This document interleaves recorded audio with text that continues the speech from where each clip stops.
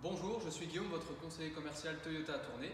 Aujourd'hui, je vais vous faire une petite vidéo pour vous expliquer le fonctionnement et les différentes fonctions de votre Toyota Corolla.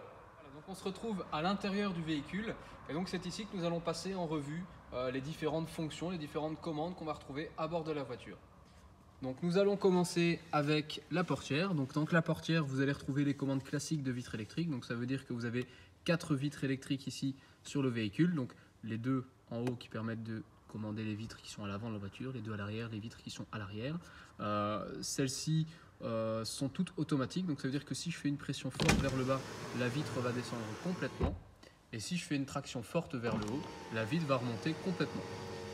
Vous avez également une sécurité enfant, donc celle-ci s'active juste ici. Donc quand le petit témoin LED est allumé, ça veut dire que les vitres arrière ne peuvent plus être baissées depuis l'arrière. Donc ça permet de partir sur autoroute par exemple en sécurité en étant sûr que les enfants ne vont pas ouvrir les vitres de la voiture. Vous avez également la possibilité de vous mettre en sécurité dans le véhicule, donc ce qu'on appelle le système anti-carjacking. Donc si j'appuie sur le petit cadenas fermé, la voiture se verrouille de l'intérieur. Si j'appuie sur le cadenas ouvert, la voiture va de nouveau s'ouvrir et les gens qui sont dehors vont pouvoir rentrer dans votre véhicule. Vous avez la possibilité de régler vos rétroviseurs avec la commande qui est juste ici. Donc si je tourne le commodo vers la gauche, vous allez pouvoir régler le rétroviseur de gauche. Ensuite, pour régler le rétro, c'est très simple, on va déplacer le joystick. Et du coup, si je le tourne vers la droite, le rétroviseur va se pencher vers moi. Si je vais vers la gauche, il va s'écarter. Et après, je peux le baisser ou le lever, tout simplement. Donc voilà au niveau du réglage. Donc, pareil pour le côté droit. Et donc si je me remets sur le centre, à ce moment-là, c'est verrouillé, on ne sait plus déplacer ce joystick. Vous avez ici, sur le côté, la possibilité de régler l'ouverture de vos rétroviseurs. Donc vous voyez qu'ici, la commande est à plat, c'est-à-dire qu'elle est sur la position centrale, qui est la position automatique. Ça veut dire que lorsque vous allez verrouiller votre voiture, les rétroviseurs vont se refermer. Et lorsque vous allez déverrouiller la voiture, les rétroviseurs vont s'ouvrir. Si maintenant vous êtes dans une rue étroite et vous avez peur d'accrocher vos rétroviseurs lorsque vous êtes en train de rouler, vous avez la possibilité de les replier. Donc il va suffire d'appuyer sur le bouton ici et à ce moment-là les rétroviseurs se referment. Une fois que le croisement est passé et que vous jugez que la voiture ne risque plus de se faire accrocher, vous pouvez repasser en position automatique et les rétroviseurs vont s'ouvrir automatiquement. Il y a une autre fonction qui existe mais qui est moins utilisée, c'est la possibilité d'avoir les rétroviseurs qui sont en permanence ouverts, donc celle qui est tout en haut. Maintenant, ça transforme les rétroviseurs en rétroviseurs fixes, donc ça n'a pas vraiment d'intérêt. Donc on conseillera de rester en position automatique. Voilà, donc on passe ici maintenant juste en dessous de votre volant, donc sur la partie gauche de votre véhicule. Et donc ici, vous allez retrouver différentes commandes. Première commande, c'est le réglage de la hauteur de vos phares. Donc celle-ci ne sera pas toujours présente dans votre Toyota Corolla, donc ça dépend un peu du véhicule que vous avez. Ici, on est sur une version donc, qui est équipée de phares parabola LED, donc ces parabola LED sont encore avec un réglage d'assiette électrique. Maintenant, si vous avez une version avec les phares full LED, les phares full LED sont adaptation automatique, donc ça veut dire qu'il n'y a pas cette possibilité et vont s'adapter en fonction du chargement du véhicule. Sinon, il suffit de venir déplacer ici et ça corrige l'assiette de vos phares. Pas besoin d'y toucher, sauf si votre voiture est chargée. Donc si vous avez fortement chargé le coffre de votre Toyota Corolla, vous allez venir rectifier l'assiette pour que les feux se relèvent. Alors ici, le véhicule se met en marche étant donné qu'on est en train de prendre sur les batteries du système hybride. Ici, vous avez donc la possibilité, donc vous voyez le petit témoin vert s'allume, d'activer la fonction avec les grands phares automatiques. Donc cette fonction permet à vos grands phares, donc quand vous êtes en position plein phare, les pleins phares vont se baisser lorsque vous allez croiser quelqu'un et vont également se couper lorsque la luminosité sera trop importante. Par exemple, vous étiez sur un chemin de campagne où il faisait très sombre, les grands phares se sont allumés, vous arrivez dans un petit village où il y a des éclairages publics, à ce moment-là, les grands phares vont se couper parce que les feux de croisement suffisent. Et vous avez finalement la possibilité de venir couper le système ESP, donc le système anti-patinage.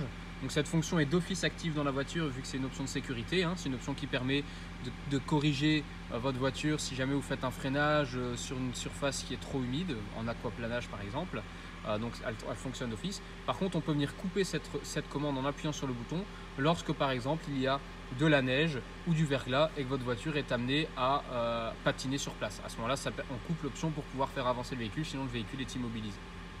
Voilà, donc on se retrouve maintenant vraiment au volant de votre Toyota Corolla. Et donc on va passer en revue les différentes commandes qui sont sur le volant et autour de celui-ci. Donc on va commencer notamment par les commodos. Donc le commodo de gauche, c'est le commodo qui va être utilisé pour toutes les commandes de phare. Donc voyez qu'ici, on a par exemple la position des phares qui est sur automatique. Donc, ça veut dire que les feux vont s'allumer lorsqu'il va faire plus sombre. Ils vont être en feu de jour la journée lorsque la luminosité sera bonne. Et cette position sert également d'extinction de feu. Donc ça veut dire que lorsque vous coupez le véhicule, si vous êtes sur la position automatique, les feux sont complètement éteints. Si maintenant vous voulez passer en manuel, vous avez ici les feux de position et les feux de croisement juste tout en haut. Alors, si on veut mettre les pleins phares, donc on pousse le commodo vers l'avant. Et comme je vous ai montré juste avant, lorsque vous avez la fonction de grand phare automatique qui est active, à ce moment-là, les grands phares se coupent dès que vous croisez quelqu'un ou dès que la luminosité est bonne. Comment vous pouvez savoir si cette option est bien active? Vous avez le logo qui apparaît juste ici au-dessus. Vous voyez, ça apparaît juste au-dessus de l'heure. C'est un grand phare en vert avec le logo automatique. Et lorsque vos grands phares vont être allumés, donc quand la luminosité sera basse, vous allez avoir le logo des feux classiques, donc le logo bleu qui va apparaître juste à côté. Donc, vous avez également la possibilité de venir allumer vos anti-brouillards. Donc, premier anti-brouillard à l'avant et le deuxième, les anti-brouillards à l'arrière. Donc, de nouveau, ça apparaît au-dessus de l'heure. Et vous avez le logo vert qui est l'anti-brouillard avant et le logo orange qui est l'anti-brouillard arrière. Si je reviens sur 0 ici au commodo, je vais couper les deux, tout simplement. Bien entendu, comme dans toutes les voitures, feu clignotant pour tourner à droite et feu clignotant pour tourner à gauche. Si on veut faire un appel de phare, on ramène le commodo vers soi, donc ça c'est assez standard. L'autre commodo, donc le commodo de droite, qui celui-ci va être utilisé pour les commandes essuie-glace. Donc tout en haut, les commodos, donc c'est pour faire un passage du balai d'essuie-glace. Si on reste sur cette position-là, après les essuie-glaces sont coupés. On va pouvoir les passer juste après en position automatique. Donc là, ça veut dire qu'ils vont se mettre en service lorsque la pluie sera détectée sur le pare-brise. Et vous allez pouvoir régler la vitesse de votre système automatique en tournant simplement ici la commande du commodo. Donc plus vous allez aller en haut, plus la vitesse sera élevée. Plus vous allez en bas, plus la vitesse des essuie-glaces en automatique va être basse. Si maintenant vous voulez repasser sur des essuie-glaces, je veux dire manuels, vous descendez une fois, vous êtes sur la vitesse 1, deux fois, vous êtes sur la vitesse 2 des essuie-glaces. Pour nettoyer votre pare-brise, on va ramener le commodo vers soi. Donc si je fais ceci, vous voyez que ça envoie de l'eau sur le pare-brise et ça lance les essuie-glaces en même temps. Et si on veut nettoyer la vitre arrière, on va pousser le commodo vers l'avant, tout simplement. Alors, pour la commande des essuie-glaces arrière, justement, on va pouvoir tourner ici la petite tête du commodo. Vous voyez, la tête est rotative. Donc, on va la mettre soit sur les petits pointillés. Donc, vous voyez, le petit trait blanc qui est là, qu'on va venir mettre sur les pointillés, ce qui va permettre de les faire passer de manière intermittente. Ou alors, on va les mettre sur le trait continu tout en haut, ce qui va les faire passer de manière continue, tout simplement. Donc, je vais me remettre ici sur 0. Et comme ça, les essuie-glaces sont de nouveau coupés. Donc voilà pour nos deux commodos.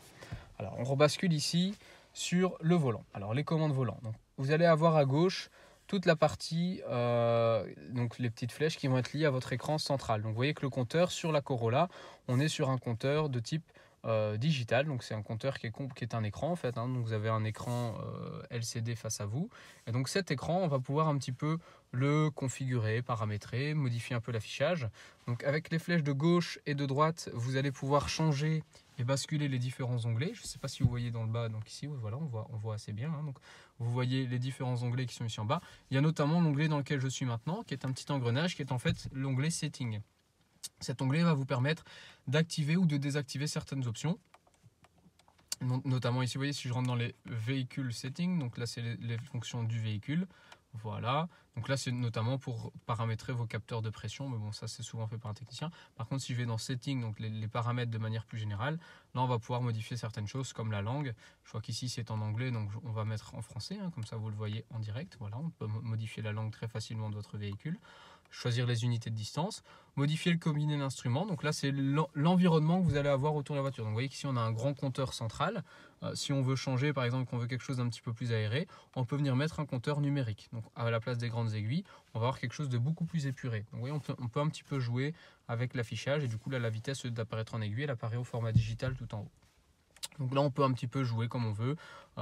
Toujours avec la flèche retour ici, on va pouvoir revenir en arrière. Avec la flèche OK, on va valider certaines options. Et donc, vous voyez que lorsqu'on est sur l'écran central, on peut de nouveau basculer. Donc là, on a les informations de conduite. Là, on va avoir l'information sur la radio qu'on est en train d'écouter. Là, on va avoir les aides à la conduite. Donc, on peut scroller pour avoir la vision aussi du GPS notamment. Et ici, on va avoir les informations de consommation, donc avec l'autonomie. Donc là, il me demande de ravitailler, la voiture est en showroom, donc elle n'a pas de carburant. Et donc, il m'informe de la consommation moyenne. Donc encore une fois, la voiture n'a pas roulé, donc la consommation n'est pas vraiment représentative. Et heureusement qu'on ne consomme pas 24 litres avec la Toyota. Donc voilà, donc ça c'est pour les commandes de gauche. Alors, vous avez également ici donc la possibilité de venir décrocher le téléphone lorsque quelqu'un vous passe un appel. Et ici en bas, vous allez avoir les fonctions radio. Donc toute la ligne du bas en fait, de part et d'autre, ça va être lié à votre radio. Donc plus de volume, moins de volume. Là, on va avoir la possibilité d'émettre une commande vocale. Par exemple, je veux appeler Paul dans mon répertoire ou je veux naviguer vers mon domicile. On va d'abord appuyer ici, émettre sa commande vocale. Il y aura une liste de commandes qui existe et on va pouvoir passer son appel.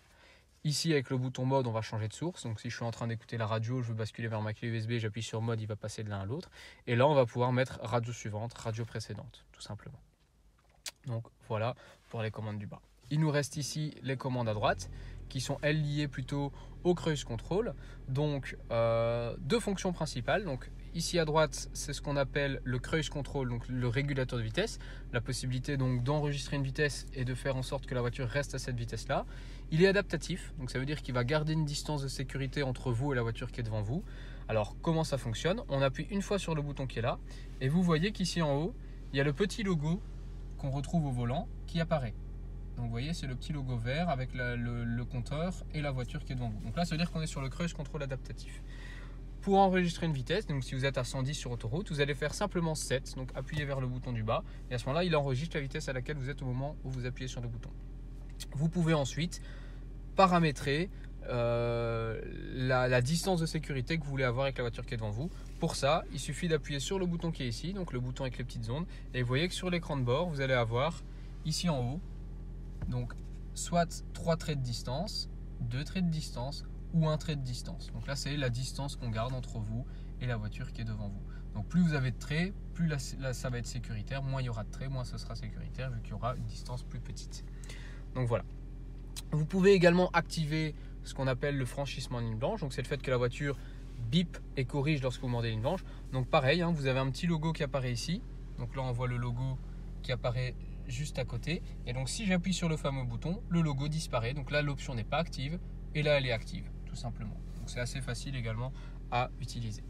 Si maintenant on veut utiliser le limiteur de vitesse, donc cette fonction-là va permettre de dire voilà, si je roule en ville, je ne veux pas dépasser les 50 km/h, mais je peux rouler de 0 à 50. À ce moment-là, on va appuyer sur l'autre côté, donc ce côté-ci. C'est un autre logo qui apparaît, donc il apparaît au même endroit, il ressemble assez fort, mais il n'y a pas la petite voiture, donc c'est pas adaptatif. Et là, on va venir mémoriser une vitesse en utilisant, comme tout à l'heure, la fonction du bas. Donc si on appuie maintenant sur le bas, vu qu'on est à l'arrêt, il va prendre la vitesse minimum. Donc vous voyez que ça apparaît là en haut. Donc il est noté limitation à 30 km/h, donc ça veut dire que c'est la vitesse la plus basse que l'on peut limiter. Et donc si on veut augmenter, diminuer, comme tout à l'heure avec le cruise control, on va appuyer vers le haut donc pour augmenter la vitesse ou vers le bas pour la diminuer. Là, ça veut dire que si je roule, une fois que je vais atteindre la vitesse qui est mentionnée sur le compteur, la voiture va arrêter d'accélérer et elle va stationner à cette vitesse-là, étant donné qu'on a mis une sorte de bride pour que le véhicule n'aille pas plus vite. Donc voilà ici pour les commandes que vous retrouvez à votre volant. Voilà, donc nous allons maintenant aborder la partie un petit peu plus multimédia du véhicule, donc en passant en revue la console donc, de Toyota, donc qui est la même pour le Toyota RAV4, le Toyota CHR et la Toyota Corolla. Donc cette console, donc, vous allez toujours démarrer, donc quand vous allez allumer votre véhicule, elle sera toujours sur la partie Home, donc la partie Home qui est donc l'écran d'accueil en fait.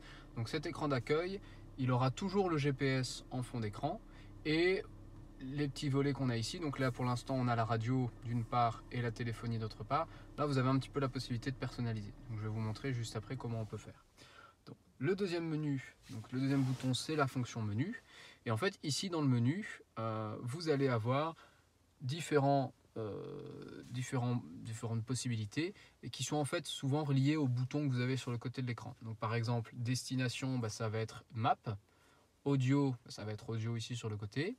Téléphone, ça va être le touche phone qu'on a juste ici. Application, là par contre, il n'y a pas de raccourci, c'est vraiment, il faut passer par ici pour y accéder. Information du véhicule, pareil, donc là ça va être tout ce qui est ordinateur de bord. Et alors configuration, ça va être le bouton setup, on a juste là. Donc on va passer chacune de ces possibilités en revue. Alors si on commence par destination, donc là on va rentrer dans la configuration donc, du GPS. Donc, vous voyez que le GPS, on a la carte qui apparaît ici en grand. Donc là on est sur le mode, il fait assez sombre dans le showroom vu qu'il fait pas très lumineux dehors aujourd'hui et qu'on a en plus les stores qui sont baissés, donc elle est en mode nuit, donc la carte est assez sombre. On va pouvoir donc rechercher un itinéraire, donc en appuyant sur la petite loupe qui est juste ici, et là on a différents menus qui apparaissent, donc soit les raccourcis, donc domicile, travail par exemple, qui sont exposés ici, ou alors, hop, je rappuie dessus, ou alors on va pouvoir venir chercher dans ses favoris. Donc favoris, là c'est la liste plus complète, donc là il n'y en a pas pour l'instant vu que c'est une voiture neuve.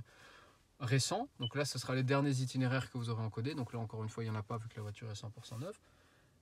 L'adresse, donc là c'est quand vous allez voir encoder vous-même l'adresse, donc là c'est un champ assez classique, hein, donc par exemple pays Belgique, imaginons on voudrait naviguer vers Tournai, hein, donc on va venir encoder la ville de Tournai. Voilà. On va mettre la rue, on va mettre un peu d'humour, la rue perdue. Voilà. Voilà, et le numéro 1, donc par exemple le numéro 5. Voilà. Donc on a ici donc l'écran qui propose l'adresse. On va faire calculer l'itinéraire. Donc l'itinéraire va se calculer. Voilà. Il nous propose le plus rapide, le plus court, le plus éco. Donc ici, ils sont confondus, donc on n'en voit qu'un qui apparaît. Si maintenant il y avait plusieurs possibilités, ils apparaîtraient dans couleurs différentes. Flèche de direction en sortant, veuillez tourner à droite. Voilà, donc là il a lancé l'itinéraire. Bon, on est sur la chaussée de Bruxelles, hein, donc vous connaissez le garage, donc on n'est pas très loin de Tournai centre-ville. Donc il n'y a pas beaucoup de trajets. Il y a 3,5 km pour s'y rendre. Ils n'annoncent pas d'embouteillage. En même temps, on est en période de confinement, donc il fait assez calme sur les routes. Donc voilà, donc là ça va assez rapidement pour se rendre là où on veut aller. Si on veut stopper ce guidage, on va venir appuyer sur les 3 petits points et on va venir cliquer sur fin du guidage. Et là le guidage s'arrête. Du coup maintenant si je retourne dans la petite loupe, je peux retrouver dans mes récents rue perdue numéro 5 à Tournai en Belgique. Maintenant si par exemple la première fois vous encodez votre adresse de domicile, donc vous mettez votre adresse propre, vous voulez l'enregistrer dans vos favoris, vous allez venir sur favoris.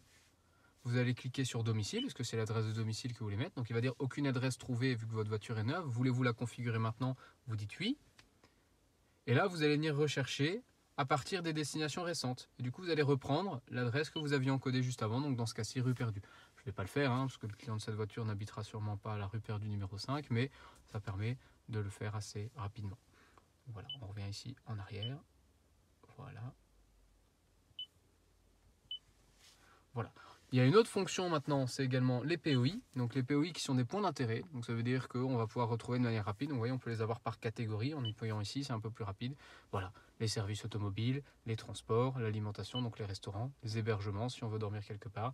Autre catégorie, donc là on va pouvoir trouver d'autres choses comme les banques, les centres commerciaux, les cinémas, les hôpitaux, le divertissement. Donc s'il y a des salles de jeu, bowling ou autre. Donc voilà, quand vous arrivez dans une ville que vous ne connaissez pas et vous voulez retrouver quelque chose en particulier, il suffit d'aller dans les POI. Donc, par exemple, on va faire un test avec un hôpital ici à Tournai. Donc on cherche les POI. Voilà. Donc ils nous en listent quelques-uns. Donc bon, ici à Tournai, il y a beaucoup de Choipi qui est représenté. Donc on sait voir exactement la distance à laquelle on se trouve. Donc vous voyez, après on s'éloigne un petit peu. Mais les deux plus proches, c'est le site urgence du Choipi et le site Union du Choipi, donc qui sont en fait au même endroit, mais qui sont deux services différents du même hôpital. Voilà. Et enfin, on a une fonction maintenant de recherche qui est un peu particulière, c'est fonction recherche unique. Donc vous voyez, tout en haut, vous avez une barre de recherche. Et là, c'est un peu comme dans du Google Maps ou du Google quand vous êtes sur Internet. Par exemple, si je veux aller à la gare de Hâte, je vais venir taper gare espace de espace Hâte. Voilà, je fais recherche. Voilà. Et là, il va venir me proposer voilà, rue de Gare, non, il propose pas la gare. Tiens, c'est étonnant. Je devais peut-être pas mettre le...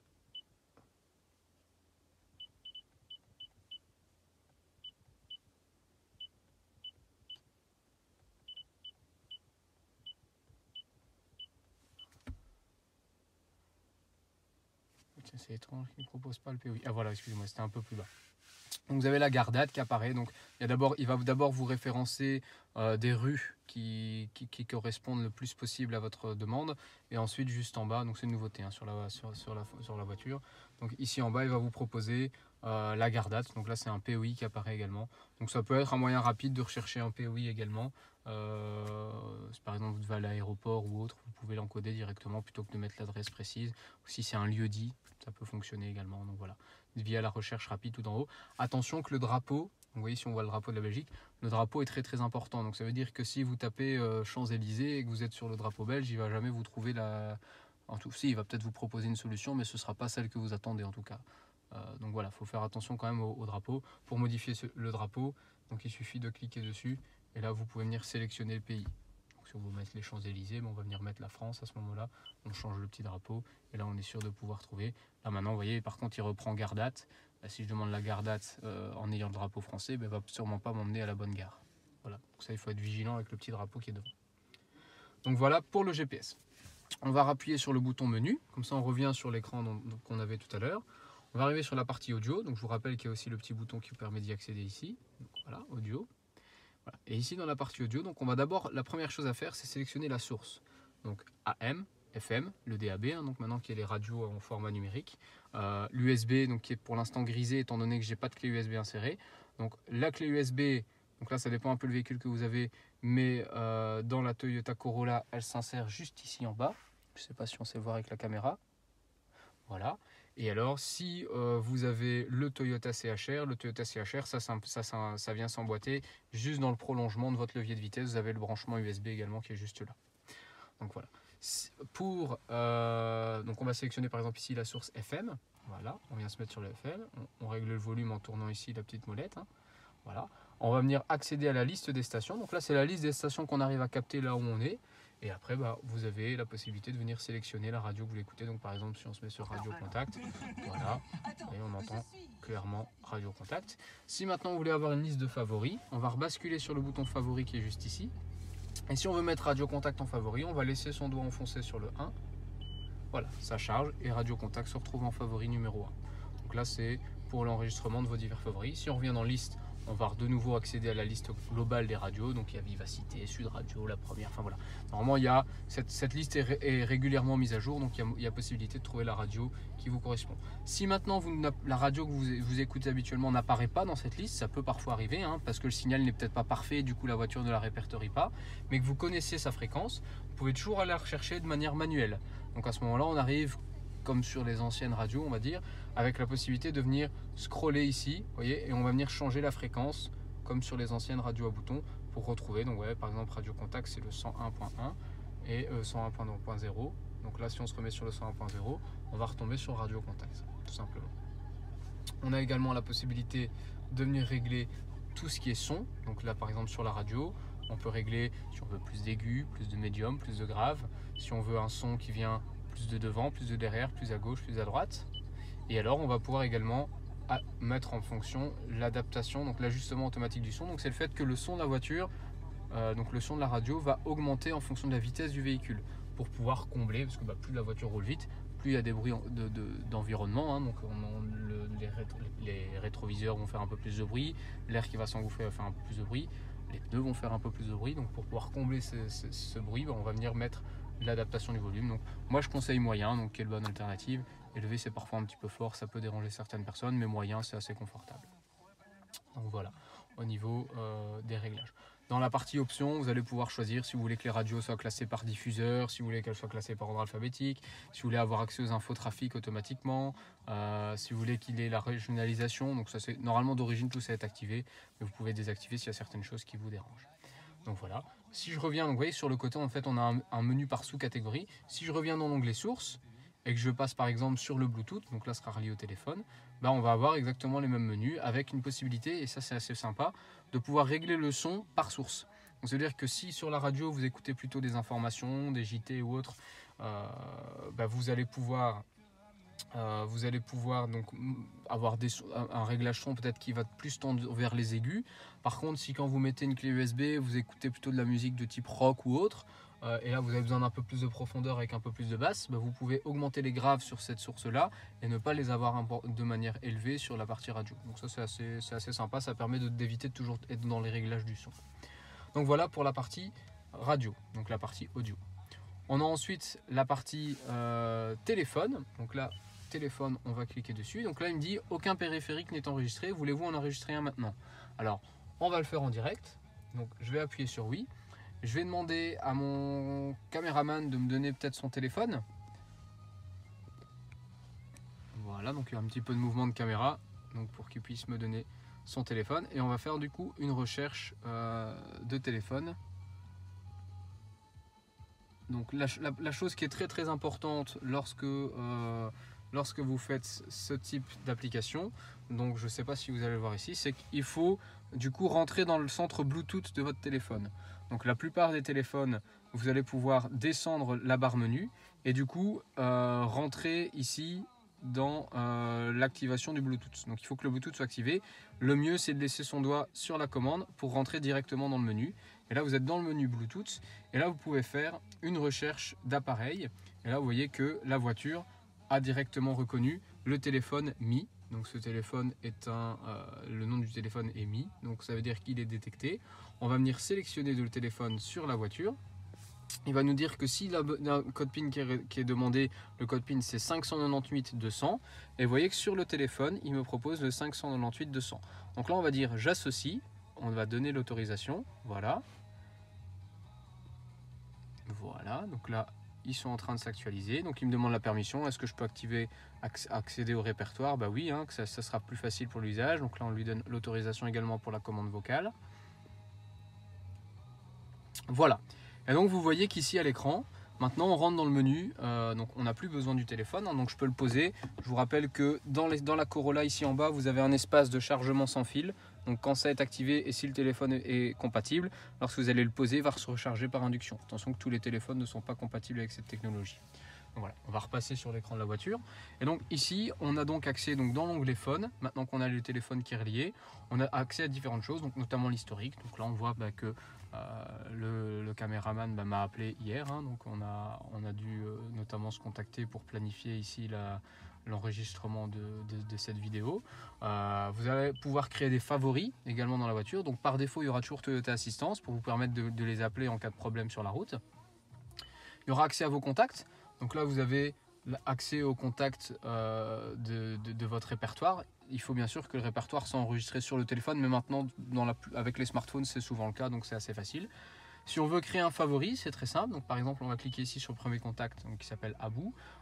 Si on veut l'ajouter au favori, on va venir cliquer ici sur ajouter au favori dans la voiture. Et donc maintenant, Abou est ajouté au favori. Ça veut dire que si je reviens dans l'onglet favori, il y aura toujours Toyota Assistance et il y aura en plus Abou. Donc si vous avez, je veux dire, 5-6 personnes, des personnes de la famille proche que vous êtes habitué à appeler lorsque vous sortez du travail ou autre, et vous voulez y avoir un accès rapide lorsque vous êtes dans la voiture, vous pouvez très facilement venir les insérer dans une liste rapide, parce que sinon dans le répertoire, vous devez soit lancer une recherche avec la petite loupe, ou alors scroller pour aller rechercher la personne en particulier. Ici, vous avez donc accès au clavier numérique. Donc là, si vous voulez composer un numéro de téléphone, donc s'il y a un numéro que vous connaissez par cœur, vous pouvez le composer directement. Si vous avez plusieurs téléphones, vous pouvez venir sélectionner votre périphérique. Donc là, on n'en a enregistré qu'un, mais on peut en enregistrer un deuxième et du coup passer de l'un à l'autre de manière assez facile. Donc ça, c'est assez rapide. Et alors, on a également accès à la messagerie. Donc là, attention, bon, on va peut-être pas aller dans la messagerie ici du caméraman, mais on a la possibilité d'accéder au message. Si vous êtes en train de rouler, le message va apparaître de manière instantanée. Vous allez pouvoir le lire. Donc la voiture va vous lire le SMS. Et par contre, vous ne pourrez pas répondre tant que vous êtes en train de rouler. Donc ça, c'est très important. C'est des normes de sécurité. Vous êtes obligé de vous mettre à l'arrêt et d'activer la position parking de votre boîte de vitesse pour pouvoir écouter le message. Pour pouvoir répondre au message. Donc voilà au niveau de la partie téléphone. Alors on va basculer donc sur le menu encore une fois. Donc là on a application. Alors application c'est quoi? C'est la possibilité. Donc là vous allez voir que peu avant votre livraison, vous allez recevoir un petit mail de la part de Toyota Belgique pour vous inviter à créer votre compte sur toyota.be. Et une fois que vous avez créé votre compte votre compte qui s'appelle My Toyota, que vous pouvez également télécharger via application smartphone sous l'appellation Mighty, et vous allez pouvoir utiliser certains services connectés. Vous allez pouvoir utiliser certaines applications connectées, comme par exemple le Coyote, par exemple, qui fait partie des services connectés qui sont proposés par Toyota. Donc là, c'est peut-être un petit peu plus complexe. Donc là, je vous inviterai dans un premier temps à créer votre compte sur toyota.be. Là, c'est assez facile. Par contre, vous recevez un mail qui est assez bien détaillé. Et alors, il faut faire l'appariement entre votre compte et la voiture. Et ça, je vous montrerai, ce sera dans la partie setup du véhicule. On y viendra juste après. Une fois que ça se sera fait, vous allez avoir la possibilité de venir ici dans InCar et de télécharger certaines applications. Attention qu'il faudra activer sur votre téléphone le partage de connexion 4G. Parce qu'en fait, on va utiliser la data de votre téléphone pour utiliser ces services connectés. C'est très important aussi. Voilà, on revient sur menu. Information, donc là on va avoir tout ce qui est ordinateur de bord. Donc là on voit, on est dans une hybride, donc on voit le gestionnaire de batterie avec le niveau de charge des batteries. On va voir le transfert d'énergie qui va avoir lieu également. On va voir si c'est la voiture qui est en train de rouler sur son thermique ou sur les batteries. On peut avoir également information sur les derniers trajets, donc comment est-ce que j'ai consommé, quelle était ma vitesse moyenne, combien de temps est-ce que j'ai mis, combien de temps a duré, j'ai roulé depuis mon dernier départ.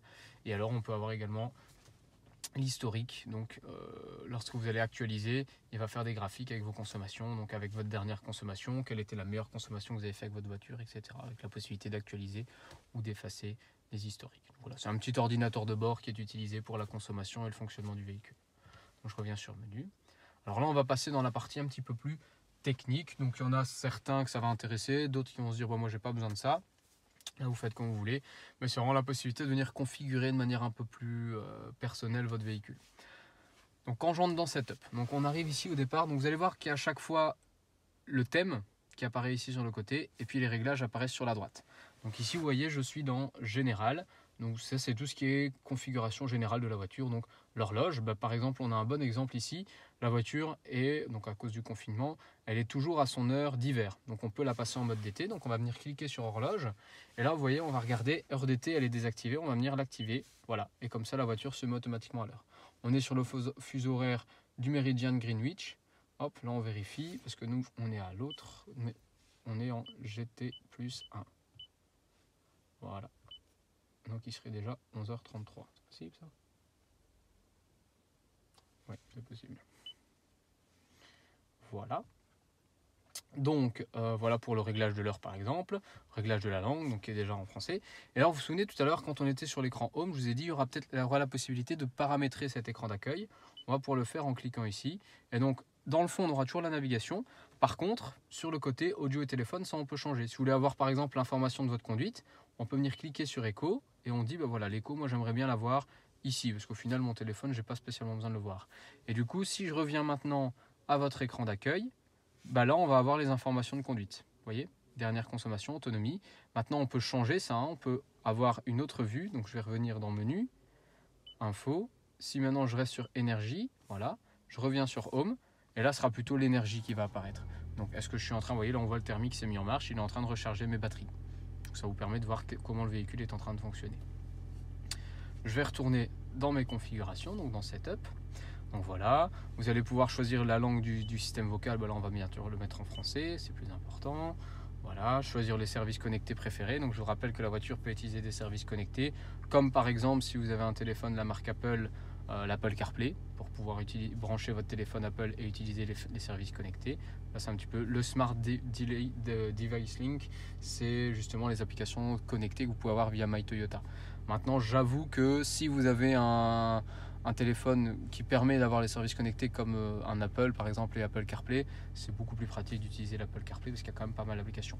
Maintenant je vous invite quand même à créer votre compte sur My Toyota pour pas mal de fonctions parce que l'application Toyota va vous permettre, donc l'application smartphone, de suivre votre véhicule en temps réel, notamment voir votre trajet, savoir si vous roulez bien avec votre système hybride, le pourcentage de trajet que vous avez fait en électricité, etc. etc. Donc c'est quand même une application qui est pratique. Ça, si vous avez plus de questions sur l'application, vous pouvez me rendre visite en concession. Voilà. Ici, les vidéos sont principalement faites pour limiter le contact dans un habitacle fermé en raison de l'épidémie qui est actuellement en cours avec le Covid. Donc voilà.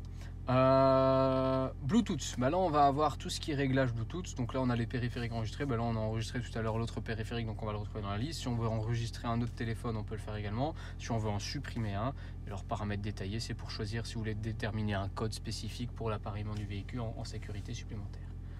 Audio, bah, c'est tout ce qui est paramétrage des radios. Donc par exemple si on va sur le FM, voilà, bah, c'est le fameux onglet Setup qu'on avait tout à l'heure dans Audio, qu'on retrouve également ici.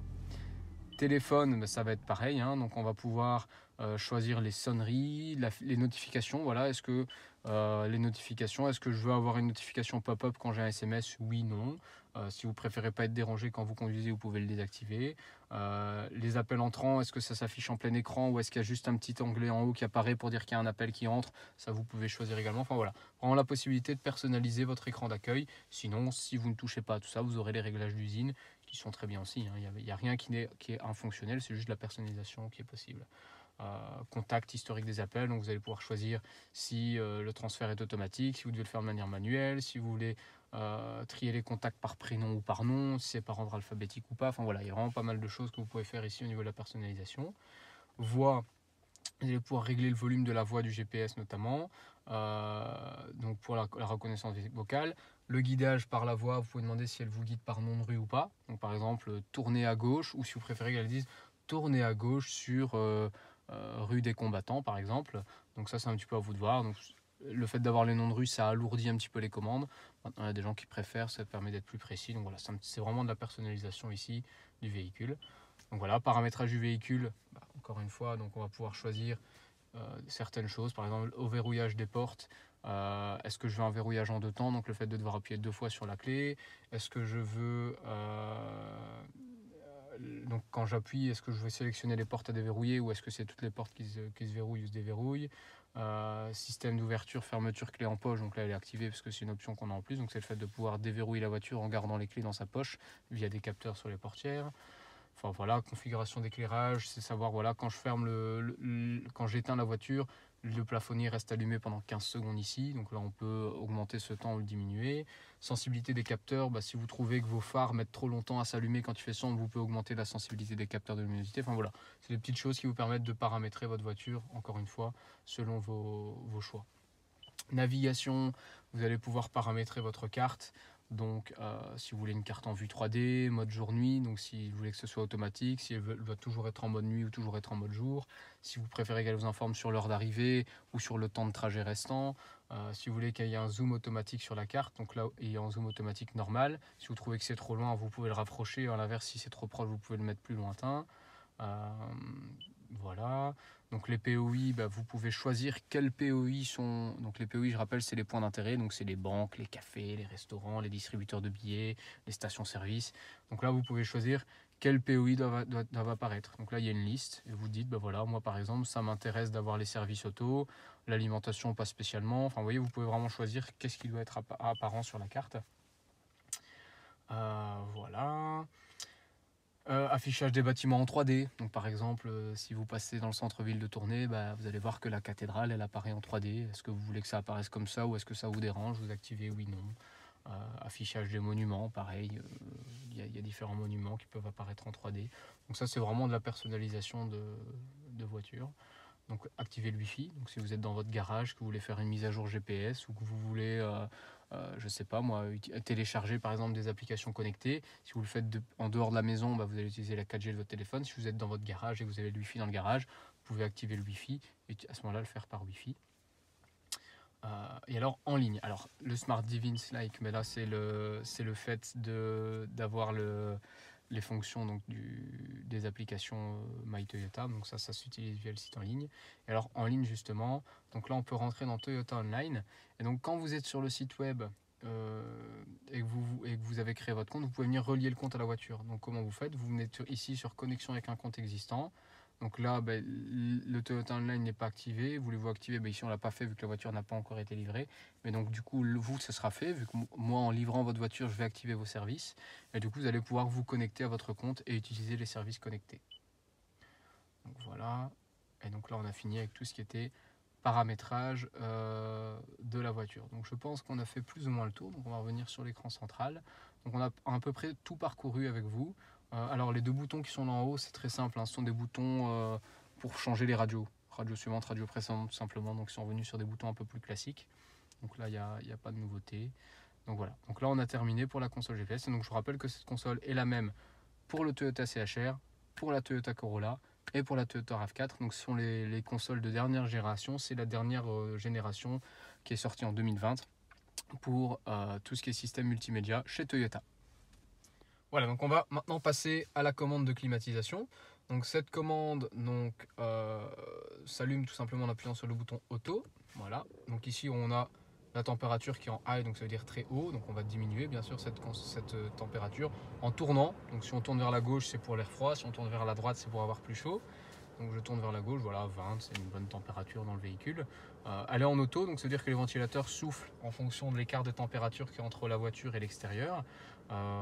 Et alors on va pouvoir choisir ici d'activer ou pas la climatisation. On est sur une climatisation bizone, donc ça veut dire que si mon passager décide d'augmenter son côté, il peut le faire. Si maintenant on veut des écarts de température, c'est possible également. Si le lendemain je reprends la voiture va mémoriser ces températures. Si je veux couper, si je veux avoir la température de mon côté, je rappuie sur dual et à ce moment-là ça équilibre par rapport au côté conducteur. Alors, il y a une série de boutons ici en dessous, on va les passer en vue. Donc ici ça permet de couper la ventilation, tout simplement le bouton off, donc je vais la rallumer pour les explications. Ici ça permet de désembuer le pare-brise, on le coupe. Ici ça permet de désembuer la vitre arrière et les rétroviseurs en même temps. Là ça permet de choisir le type de clim, je vais remettre en auto, je vais couper ça. Ça permet de choisir le type de clim, donc si on veut une clim rapide, normale ou éco, donc on conseille de manière, sauf s'il y a vraiment des fortes canicules, de rester en mode éco, hein, ça permet de consommer moins, c'est une clim qui est quand même plus agréable puisqu'elle sera moins agressive au niveau de la ventilation vers le visage. Ici ça va permettre de passer en mode manuel, donc avec simplement un ventilateur qui va souffler plus fort ou un ventilateur qui va souffler moins fort, tout simplement. Donc ça c'est... Attention, quand on active ça, bien entendu, le mode automatique se coupe. Donc moi je leur active le mode automatique qui est quand même plus confortable et plus facile. Ici vous allez pouvoir choisir si on utilise l'air intérieur ou extérieur du véhicule. Donc, alors dans quelles circonstances il faut utiliser l'un ou l'autre. Si vous avez de la condensation dans la voiture, c'est très important de couper cette commande-ci. Pourquoi? Parce que ça permet de faire rentrer une nouvelle air dans la voiture, donc de l'air qui sera moins humide. Si on utilise le désembuage avec du recyclage d'air, ben en fait on réutilise toujours de l'air humide, donc la condensation ne partira jamais de votre pare-brise. Par contre, s'il fait très chaud dehors ou très froid, on va essayer de garder de l'air qu'on a déjà soit refroidi, soit réchauffé. Donc là, c'est important d'activer cette fonction-là. Ça permet une économie de consommation parce que l'air qui a déjà été refroidi, ben, on va utiliser moins d'énergie pour la maintenir froid que pour refroidir de la nouvelle air qui arrive de dehors à 40 degrés par exemple lorsqu'on est en plein été. Donc voilà la fonction de recyclage d'air. Ici, donc dans le cadre de la Corolla, c'est pour désactiver, donc quand c'est vert, ça désactive la ventilation vers l'arrière. Donc si vous êtes seul dans la voiture, qu'il n'y a pas d'enfant à l'arrière, vous pouvez couper la ventilation qui alimente le canal central à l'arrière. Si le bouton n'est pas allumé, ça veut dire que la soufflerie part vers l'arrière également. Et enfin, si on utilise le bouton qui est là, ça permet d'utiliser, donc on repasse du coup en manuel pour choisir par où l'air va sortir, donc pied-visage, uniquement les pieds, pied pare-brise et uniquement le visage. Donc voilà au niveau de la commande climatisation. Alors, donc, on va maintenant passer en revue la commande de boîte. Donc, pour certains, la boîte automatique, c'est déjà du connu. Pour d'autres, c'est une nouveauté. Donc, c'est important de passer ça en revue avec vous. Alors, la Toyota hybride devra toujours être placée en position parking avant d'être coupée. Donc là, la voiture est allumée. Donc, si je veux la couper, je vais mettre mon pied sur le frein. J'appuie sur le bouton power. Et la voiture se coupe. Donc là, la voiture est coupée et je suis en position parking. Pour la remettre en marche, je rappuie sur le frein, le bouton power qu'on a juste ici. Voilà, et la voiture sera en fonction. Donc voilà pour la mise en marche. Alors, cette position parking, elle a la particularité d'activer automatiquement votre frein à main. Donc ça veut dire que la voiture est en sécurité. Elle ne peut ni avancer ni reculer, peu importe la pente dans laquelle vous vous trouvez. Donc c'est quand même important et c'est obligatoire même d'être en parking avant de couper le véhicule. Ensuite, on va pouvoir activer la marche arrière de la voiture. Donc pour ça, on va lever derrière. Vous avez une petite gâchette qu'il faut lever.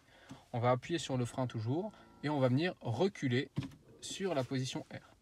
Automatiquement, le frein à main se desserre. Donc vous voyez ici, le frein à main est desserré et vous avez la caméra de recul qui apparaît. Donc vous voyez, on voit automatiquement l'arrière du véhicule.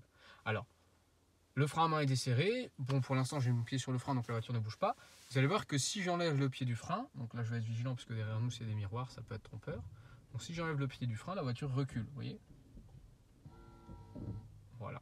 Donc si je vais arrêter maintenant parce qu'il y a le miroir qui n'est pas très loin. Donc c'est important de garder le pied sur le frein quand vous avez activé la fonction R, sauf si vous voulez reculer bien entendu, mais il faut maîtriser sa marche arrière. Ensuite, si je descends encore une fois, je passe en position neutre. Position neutre, en fait, il n'y a ni marche avant ni marche arrière et les roues ne sont pas bloquées non plus vu que le frein à main n'est pas mis. Ça veut dire que si vous êtes dans une pente, la voiture suit la pente. À quoi va servir cette position? Principalement si la voiture doit être tractée. Donc si vous allez au car wash automatique par exemple, la voiture est sur les rails du car wash, vous devez passer en position neutre pour que la voiture puisse être entraînée par le car wash. Si maintenant vous avez malheureusement une double crevaison, que vous êtes pris par une dépanneuse, la dépanneuse va passer la voiture en position neutre pour pouvoir être tractée également. Donc ça c'est une position qui est importante. Position suivante, c'est la position D. D pour drive, donc pour démarrer, donc pour pouvoir lancer la voiture en marche avant. Donc là j'ai toujours mon pied sur le frein et c'est comme tout à l'heure en fait. Si j'enlève mon pied du frein, voilà, la voiture avance légèrement. Donc là il faut être vigilant. Voilà, une fois que je vais l'arrêter, je remets mon pied sur le frein et la voiture est immobilisée. La dernière position est la position B, donc qui vient de l'anglais, qui veut dire brake, donc freiner. Elle permet de faire du frein moteur. Donc ça va permettre de décélérer le véhicule. Donc là, on n'est pas obligé d'appuyer sur le frein. On va venir descendre sur la position B quand on est en train de rouler. Et qu'est-ce qui va se passer? En fait, c'est comme si on rétrogradait avec une boîte manuelle. Donc on va ralentir la voiture et on va en même temps récupérer l'énergie pour alimenter les batteries. Donc c'est un système qui est, très très pratique, qui permet d'économiser du freinage et qui permet de recharger vos batteries également. Donc on peut passer de l'un à l'autre, je vous rappelle, sans appuyer sur le frein. C'est logique, puisque si on doit freiner pour activer du frein moteur, ça perd un peu son efficacité. Et alors pour relancer la voiture, on va remonter simplement sur le D pour rouler, donc pour redémarrer. Alors, ça peut arriver, ça arrive à tout le monde, on peut oublier qu'on avait activé sa position B. Donc voilà, je suis sorti de l'autoroute, j'entame ma bretelle, je passe en position B, la voiture est en train de décélérer. J'arrive à mon CD de passage, je réaccélère la voiture, je suis resté en B, je ne m'en suis pas rendu compte et après je continue à rouler. Alors, est-ce que c'est grave? Non, vous n'allez pas endommager le véhicule. Par contre, vous allez consommer plus. Pourquoi? Parce qu'en fait, la voiture, dès que vous allez arrêter de mettre des gaz, elle va décélérer. Donc elle va décélérer de manière accentuée. C'est-à-dire que vous allez tout le temps devoir relancer le véhicule et du coup, une consommation plus importante. Donc c'est quand même important de pouvoir repasser en position drive pour limiter la consommation. De toute façon, si vous êtes reparti sur autoroute, lorsque vous êtes en position B, vous n'avez pas la possibilité d'activer votre cruise control. Donc c'est une première indication. Pourquoi? Parce qu'encore une fois, il y a une contre-indication.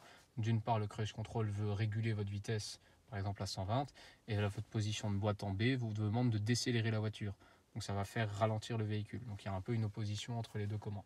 Donc c'est important de repasser en position drive quand même.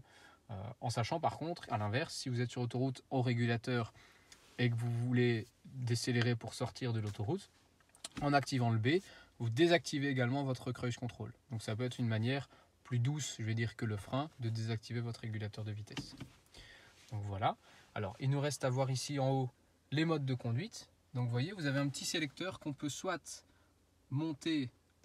Donc là, en montant, on va aller vers les modes de conduite qui vont être plus sportifs. Donc on peut peut-être faire la transition vers l'ordinateur de bord. Donc vous voyez, voilà, si je vais vers le haut, je remonte vers le mode sport, l'encadrement devient rouge. Et si je descends cette même commande, je redescends vers le mode normal ou vers le mode éco avec un environnement qui sera plutôt vert. Donc c'est simplement pour régler le mode de conduite. Ce mode de conduite, il peut être réglé lorsque vous êtes en train de rouler. Donc vous n'êtes pas obligé d'être à l'arrêt. Si vous êtes sur autoroute et que vous êtes en mode éco et que vous voulez repasser en mode sport, vous pouvez très bien faire 2 fois la pulsion vers le haut, passer en mode sport tout en roulant. Il n'y a pas de danger pour la voiture, vous n'allez rien endommager sur le véhicule. Donc voilà pour les modes de conduite. Et enfin, on a le bouton EV qui permet de forcer la voiture à être en mode électrique. Donc c'est une fonction qu'on utilise principalement lorsqu'on est dans des endroits fermés, souterrains, sous-sol ou autre. On va prioriser plutôt le fonctionnement électrique de la voiture au détriment du confort du conducteur. Donc ça veut dire que si vous avez mis la clim assez forte, la clim va diminuer son régime pour pouvoir donner priorité au fonctionnement électrique. On a ici en dessous le frein à main, donc, qui est automatique. Donc vous voyez, si je le mets en parking, il se resserre. Et alors la fonction hold qui va vous permettre en fait justement, donc je vous ai dit tout à l'heure que lorsqu'on était en marche arrière ou en marche avant, si j'enlevais mon pied du frein, la voiture avançait ou reculait. En fait cette fonction là, lorsqu'on va l'activer, si vous êtes en marche arrière et que vous avez votre pied sur le frein, au bout de 2 secondes le frein à main se serre. Donc ça veut dire que là, vous pouvez retirer votre pied du frein, la voiture n'avancera pas, ne recule pas. Même chose pour la marche avant.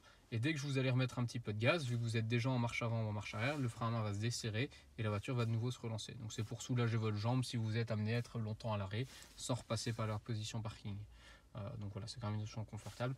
Attention, important, bon, normalement c'est une obligation dans tous les cas, mais si vous n'avez pas la ceinture de sécurité, cette fonction-là ne fonctionnera pas. Parce que c'est un des prérequis pour pouvoir activer l'option Hold. Donc il sera bien noté sur votre écran central, veuillez boucler votre ceinture de sécurité, sinon ça ne se mettra pas en service. Voilà, donc on en a terminé avec les explications pour votre nouvelle Toyota Corolla. Donc on a passé à peu près en revue toutes les différentes commandes. Donc ça vous permet donc de déjà connaître votre véhicule.